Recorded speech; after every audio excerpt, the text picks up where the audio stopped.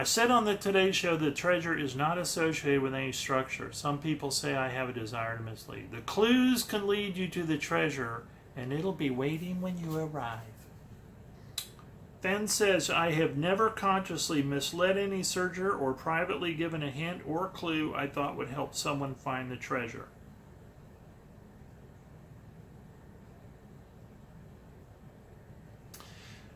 This is from 2014. There has been some talk about searchers receiving under-the-table clues that will help them find the treasure. Those accusations are false. I have a wife, 2 daughters, 2 sons-in-law, 7 grandkids, 1 great-grandkid, a cousin, a nephew, and his wife.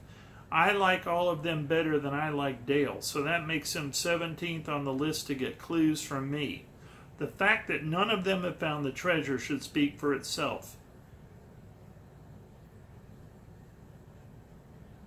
Well, I mean, that's a good point. Now, I think, you know, wasn't really a topic I was thinking we would deal with today, but it is a good point. I think a lot of people would be very angry if a member of Fenn's family found the treasure. I think the fix it is in would be all over the place, and it would really, really tarnish his reputation. But he does make a good point. I guess he's talking about Dale when he talks about under-the-table clues are available.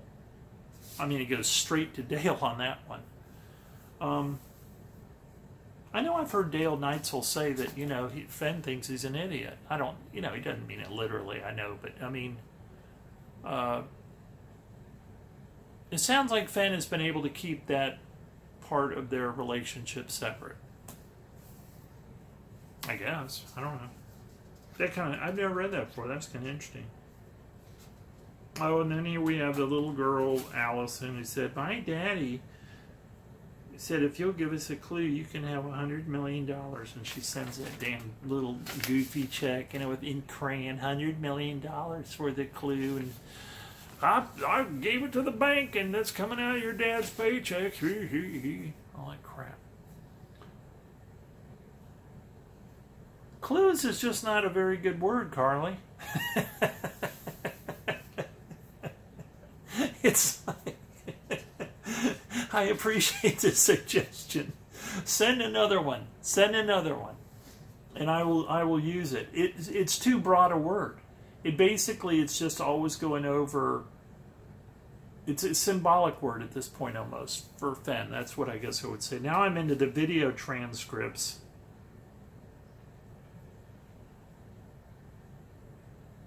It was in other things here. He does make a point in more than one interview of saying you have to follow the poem, the clues in the poem consecutively. I know a lot of people debate that. They suddenly take, I'm using a euphemism, but they take consecutively and they say, ah yes, the clues in the poem are consecutive, but you have to consider it is like 3D chess. So suddenly consecutive clues is like all over the place, you know, and you're like, no, it's consecutive, it's linear. And, no, it's not linear. You got to think in more spiritual terms. That's when they lose me. I really do think I really do believe it's a map on, it's a map. I do believe the clues are a map. That's why my, quote, map that took me to Echo Park I thought was so friggin' brilliant. Because it did plot right along the map. I may have to go back there. I may have to go back there and go to those places that I thought Fenn could never go and just figure out a different way he could have gone to those places. I may do that. But then again, in the very beginning, you had the poem. In the very beginning, you had the poem and you had the book. The poem was in the book. The book, you had the book, let's put it that way. And the poem was supposed to be a literal map in words to the treasure. And the only things that there was no mention of Rockies, there was no mention of 4 states. Before all of that, before Fenn ever said that to rein in the searchers to a smaller search area. The only thing he really had said, and correct me in the comments, not afraid of being wrong, don't want to be wrong, not afraid of being wrong. If I remember correctly, all he had really said was it's somewhere in the mountains north of Santa Fe. And then after that, everything came out about the Rockies, and but by then people were in Utah, people were in, Idaho, people were all over the place, and no, you're way too far off course. But let's face it, Montana's a hell of a way north of the mountains, north of Santa Fe. Could be what he originally meant. This is Forrest Fenn, maybe that's what he meant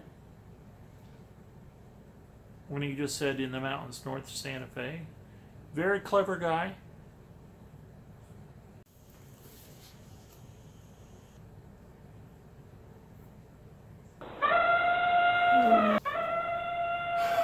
Calm down.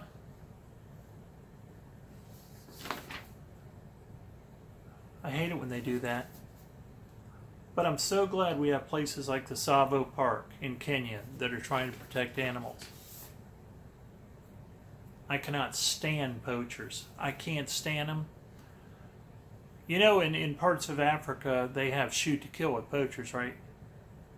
I mean, I once said to someone, their page, they were an animal rights person, and I said, I think it had something to do with, I forget what it was, I think it had to do with the ivory trade. And I said, I think poaching should be a capital crime. Well, it is in some places. And not only that, but in some parts of Africa, in these parks, it's a shoot-to-kill crime. It's not they don't necessarily catch you and then put you up for trial. It's war. They're out, they shoot and kill you if you're poaching. I'm like all for that. I'm good for that. I like that. Sons of bitches over there, especially when they're doing things like using ivory sales from poaching for terrorism. I mean, it just blows your mind. These innocent, wonderful animals that would be such a wonderful thing for us to have, to go visit and learn from and watch and allow to continue on in the cycle of life, and to think they're being killed for ivory. It just destroys me. I hate it.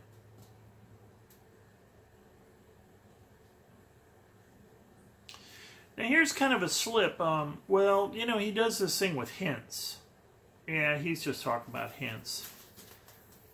He says in the book, Thrill of the Chase, he says there are 9 clues in the poem, but if you read, he said, about the hints in the book, I tend to read Thrill of the Chase. I haven't read the other ones yet, and I tend to think it's got hints all through it. But he keeps referring to a couple. So that really throws me off too, because when he says there are a couple of hints in the book, and I think there are like 20, well, hell, I can't distinguish 2 from the other 18. I mean, I can just tell you off the top of my head. I think the weird thing when he's up flying down the East Coast and he puts his thumb over his eye and he blots out Philadelphia, I think it is, and oh, I killed Philadelphia, and I had this weird mental thing happen. I thought that was obviously a clue. When he talks about being the dishwasher and he hates the brown gravy and he has the white deep canyons in his hand, I thought, well, that's a clue. 2 clues. People have posted all these things about the toy factory, the Spanish toy factory, where that's clue.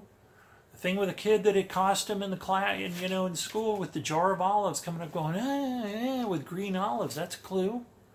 I mean, that's weird crap, right? It's got to be. I mean, it stands out. But he says there's 2 hints in the book. 2. He says that more than once. There are 2 hints. I think he says at one time, he says 2 big hints, so maybe he's implying there's little hints, but I don't know, folks.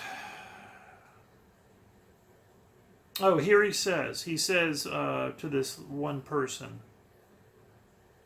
he says the fact that no one's found it, I am frankly surprised. I would hope that somebody would find it before too long. You're not going to happen upon it. You're not going to be out on spring break or on a Sunday afternoon picnic. You're going to have to figure out the clues. Go to the first clue, and then the clues are consecutive after that.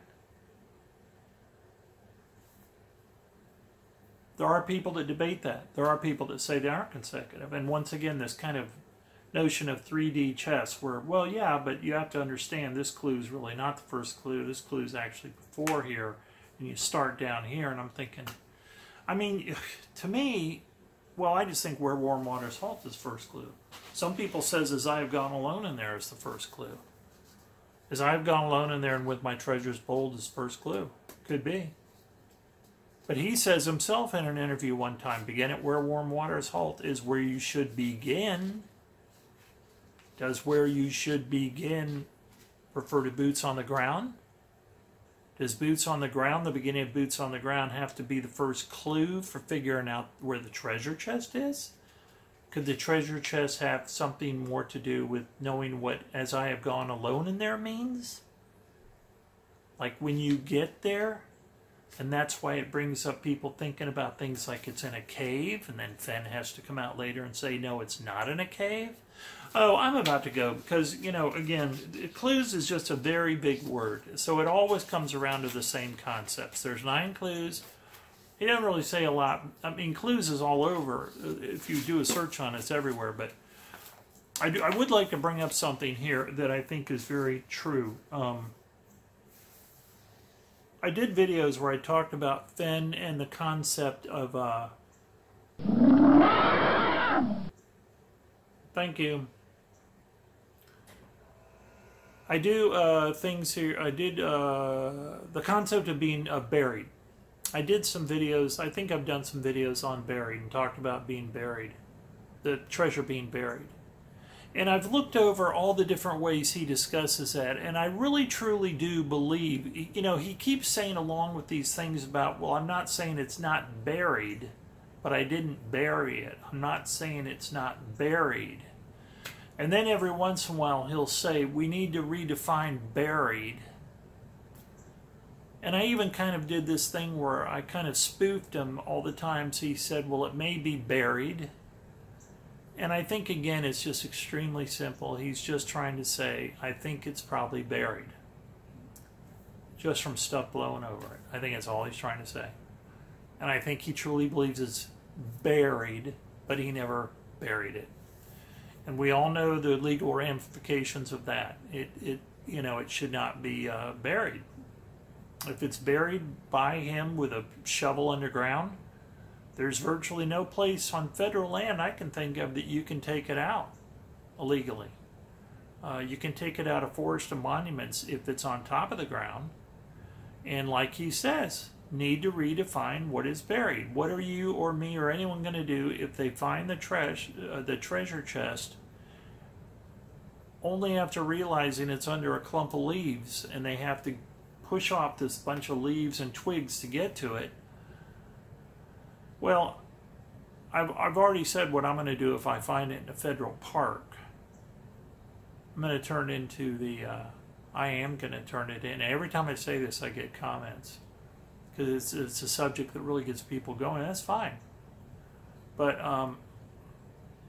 if I find this treasure in a federal park, which does say you have to turn it in, I'm going to turn in. Now, obviously, just between you and me, if I had to brush some leaves and twigs off it, I'd probably just say, no, it's just sitting on top of the ground. I'm just between you and me. I mean, in the courtroom, watching this 3 years from now. I mean, because, I mean, let's face it, if you can tell that it was never buried under the ground, why even tell them, oh, you had to unearth it from a bunch of, you know, detritus, as Fenn said one time. I just think it'd be smart to say it was, what if it's half buried? What if half the chest has got crap on it and the other half is showing, and that's how you find it, and you just have to brush some off? I don't know, it's a whole other issue. Clues, clues. There are clues there aren't clues all over.